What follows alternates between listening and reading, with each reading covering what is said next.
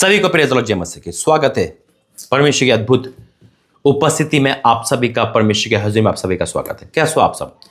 आज आत्मिक उन्नति, जो बाइबल पढ़ने में रुकावट, बाइबल पढ़ने में नींद, बाइबल पढ़ने में आलस, मन नहीं लगता, अगर ऐसा आपके साथ है और ऐसा होता है और वचन पढ़ते समय हर प्रकार के नेगेटिव ख्याल आपके पास आते हैं, कुछ आवाज़ें आपको डिस्टर्ब करती है, तो ये संदेह और ये प्रार्थना आपके लिए, मेरे लिए, हम सब के लिए बहुत जरूरी है।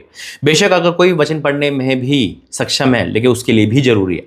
मैंने कहा ना, मेरे लिए, आपके लिए भी जरूरी है, ताकि हम समझ सके कि शैतान हमें वचन पढ़ने से क्यों रोकता है। आज एक भेद की बात आपको बताना आया हूं। आइए प्रार्थना करेंगे। धन्यवाद करते पिता प्रभु जी, मेरा बोलना, समझाना, प्रार्थना करना, वचन देना, भविष्यवाणी करना, सब आपके ओर से, यीशु मसीह के नाम से, आमीन।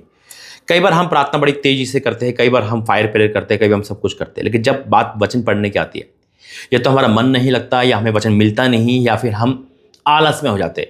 कई बार आपने अपने आप को नोट किया होगा कि हम वचन प्रार्थना करने में तो सक्षम है, प्रार्थना कर भी सकते हो, क्योंकि प्रार्थना क्या है, हम खड़ो के प्रार्थना कर रहे हैं, कई जा रहे प्रार्थना कर रहे हैं, लेकिन जैसे ही वचन का टाइम होता है, हमें वचन पढ़ने में नींद आ जाती है। और खासकर जब आप चर्च जाते हो या कोई वचन सुनते हो, तो आप मिसगाइड होते हो। मिसगाइड का मतलब शैतान उस वचनों को स्किप करता है, आपका दिमाग एकदम से कहीं और पहुंच जाएगा, आपको कोई चिंता याद आ जाएगी वचन पढ़ते हुए समय, या फिर अश्लील ख्याल आते हैं, है ना।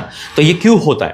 क्योंकि शैतान वचन की डीप को जान चुका है। प्रकाशन नहीं है उस पर, लेकिन वचन को पता है। उसे पता है कि अगर लड़की लड़का जो भी हम है ना, अगर हम वचन को सीख लेंगे, समझ लेंगे, पढ़ लेंगे, जान लेंगे, सुन लेंगे, तो हम आज़ाद हो जाएंगे। हमें सब कुछ मिल जाएगा जो खुदा हमें देना चाहता है। मैं हमेशा कहता हूँ, आप भविष्यवाणी के पीछे जा रहे हो, आप चमत्कार के पीछे जा रहे हो, सब कुछ तो वचन में ही है ऑलरेडी, जो मेरे और आपके पास है। हम इसे क्यों रीड नहीं करते, हम इसे क्यों नहीं पढ़ पाते? आज इस चीज़ का आपको पता चलेगा, और पढ़ने के बाद क्या मिलता है। अगर आप उस प्रकार पढ़ रहे हो, बस आपने फॉर्मेलिटी पूरा करा और चले गए, नहीं, आपको कि भाई मैं तो 2 साल से 4 साल से वचन पढ़ रही हूँ, मैं तो चंगाई नहीं मिल पाई। वचन को पढ़ो और उसको क्लेम करो।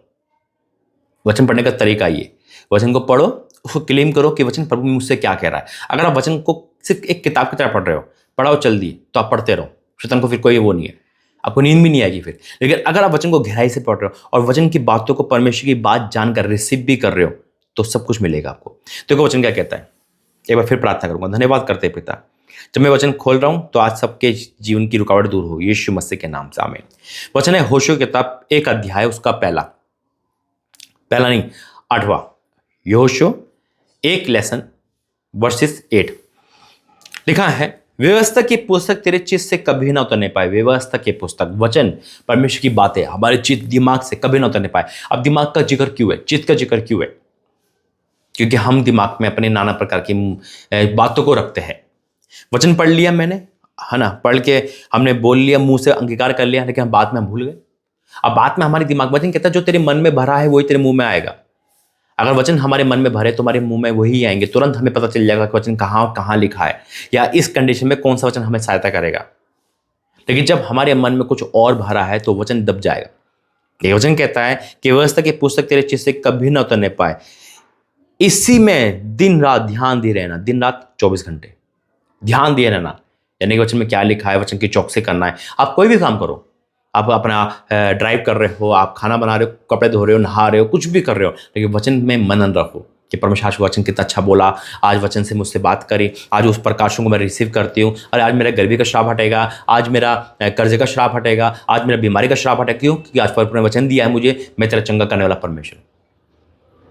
अगर हम इस वचन को पढ़ के भूल गए तो हम बीमार रहेंगे। लेकिन जैसे हमने ये वचन पढ़ा और हमने क्लेम करना शुरू करा, परमेश्वर तूने तो कहा है कि मांगो तो दिया जाएगा, तो मैं मांग रही हूँ, मैं अपने पति के लिए, मैं मांग रहा हूँ अपने पति के लिए, तब वचन हमारे जीवन में 100% कार्य करता है।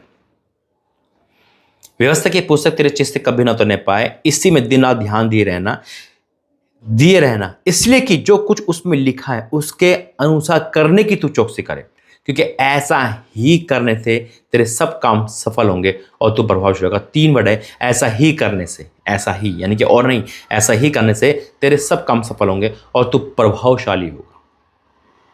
बस यही है वचन पढ़ने का तरीका। अब वचन पढ़ो, क्लेम भी करो, और याद रखना प्रार्थना के साथ वचन बहुत जरूरी है। अगर आप नहीं पढ़ पा रहे, यदि प्रभु मुझे कह रहा है कि कोई हिंदी नहीं आती, इंग्लिश, कोई भी, यहाँ आप किसी भी भाषा पढ़ सकते हो, और आपको कुछ नहीं आता ना, तो आप ऑडियो बाइबल का इस्तेमाल कर सकते हो। आप वचन बोल कर सुन सकते हो, बहुत सारे ऑप्शन खुदा ने हमें दिए वचन पढ़ने के लिए, तो वचन पढ़ना इसलिए जरूरी है क्योंकि उसमें सब कुछ लिखा है। आइए प्रार्थना करेंगे। धन्यवाद करते हैं पिता, मैं डिक्लेयर करता हूँ आज हर एक रुकावट कैंसिल हो रही है, और जब वचन पढ़ेंगे तो क्लेम भी करेंगे, और जब क्लेम करेंगे तो वचन इनके जीवन में 100% कार्य करेगा। मैं डिक्लेयर करता हूँ यीशु मसीह के नाम से, आमीन। God bless you. जय मसीह।